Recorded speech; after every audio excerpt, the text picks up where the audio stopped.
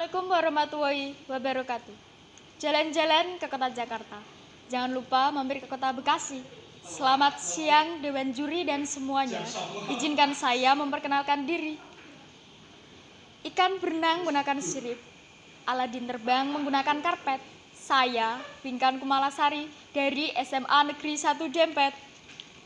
Saya di sini sebagai tim proposisi atau tim setuju dengan mosi di negara-negara dengan tingkat korupsi tinggi. Seleksi penerimaan mahasiswa baru hanya didasarkan pada indeks integritas sekolah dan indeks kejujuran siswa. Pengertian negara menurut KBBI adalah kelompok sosial yang menduduki wilayah atau daerah tertentu. Pengertian korupsi menurut KBBI adalah penyelewengan atau penyalahgunaan uang negara. Pengertian mahasiswa menurut KBBI adalah orang yang belajar di perguruan tinggi. Pengertian indeks menurut KBBI adalah lebih dari satu. Pengertian integritas sekolah menurut KBBI adalah aspek-aspek yang telah ditentukan sekolah untuk menilai kejujuran siswa. Kemudian pengertian indeks kejujuran siswa adalah suatu aturan untuk menilai kejujuran siswa yang telah dinilai saat akhir tahun, contohnya saat ujian nasional. Jadi rangkaian dari mosi tersebut adalah penyelewengan dana di suatu negara bisa ditangani dengan nilai indeks kejujuran dan nilai indeks integrasi saat di sekolah, saat akan memasuki perguruan tinggi. Saya di sini setuju dengan mosi tersebut, yaitu di negara-negara dengan tingkat korupsi tinggi, seleksi penerimaan mahasiswa baru hanya didasarkan pada indeks integritas sekolah dan indeks kejujuran siswa. Karena didasari oleh beberapa faktor, saya akan menyampaikan argumen saya.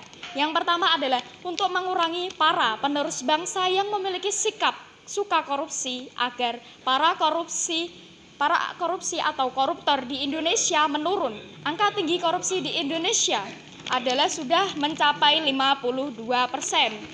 Menurut survei Jakarta pada Senin tanggal 10 Desember tahun 2018 dikutip dari CNN Indonesia. Kemudian yang kedua adalah indeks kejujuran siswa. Biasanya setiap sekolah saat akhir tahun yaitu adanya ujian nasional. Ujian nasional adalah salah satu ukuran indeks kejujuran siswa saat akan memasuki perguruan tinggi dengan cara melihat nilai siswa hasil UN tersebut. Namun kebanyakan siswa di Indonesia suka melakukan korupsi kecil seperti mencari bocoran-bocoran soal dari guru internet ataupun dari sumber lainnya. Dikutip dari Kemendikbud.go.id pada tanggal 7 September tahun 2020. Kemudian yang ketiga adalah integritas sekolah. Berisi sekolah harus 100%, sekolah lulus 100%, tak ada pelajaran belajar mengajar. Namun saat memasuki PT tak dapat ikut kuliah.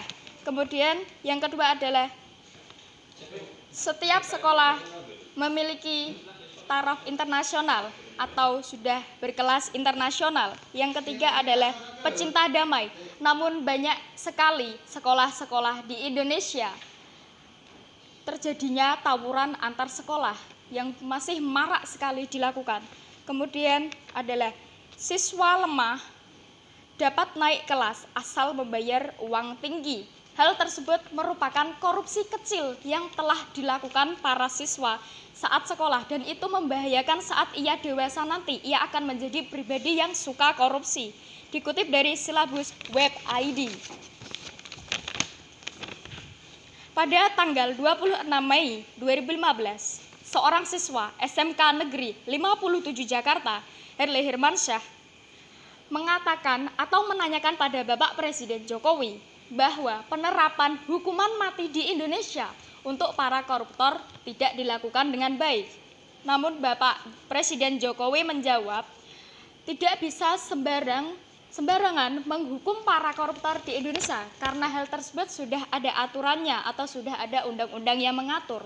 Para koruptor yang dihukum mati hanya para koruptor yang mengkorupsi dana bencana alam. Dikutip dari merdeka.com pada tanggal 26 Mei tahun 2015. Kemudian kita bisa mencontoh negara Cina untuk mengurangi korupsi-korupsi yang ada di Indonesia dengan cara menghukum mati para koruptor. Atau ada satu hal lagi, yaitu mengadakan rekreasi. Di Cina itu rekreasi isinya para koruptor-koruptor yang di dalam penjara yang telah dibiarkan kelaparan sehingga ia nampak kulit dan tulang saja. Itu untuk mengedukasi anak-anak Cina agar ia takut dan saat ia besar nanti tidak menjadi orang atau pribadi yang suka korupsi. Dikutip dari tempat edukasi pada tanggal 26 Mei tahun 2014. Seharusnya orang Indonesia tidak selalu melakukan korupsi untuk menurunkan angka tingginya korupsi yang ada di Indonesia. Karena Undang-Undang Korupsi juga telah diatur pada pasal 2 yang berbunyi, setiap orang yang melawan hukum melakukan perbuatan memperkaya diri sendiri atau orang lain atau korporasi yang dapat merugikan keuangan perekonomian negara akan dihukum seumur hidup atau pidana penjara minimal 4 tahun, selama-lamanya yaitu 20 tahun, denda minimal 200 juta, dan denda maksimal 1 miliar. Itulah argumen yang dapat saya sampaikan. Saya di sini tetap setuju dengan mosi di negara-negara dengan tingkat korupsi tinggi, seleksi penerimaan mahasiswa baru hanya didasarkan pada indeks integritas sekolah dan indeks kejujuran siswa. Cantik rupa memang menawan, tetapi cantik hati lebih bermutu. Mari kita tutup dengan salam. Wassalamualaikum warahmatullahi wabarakatuh.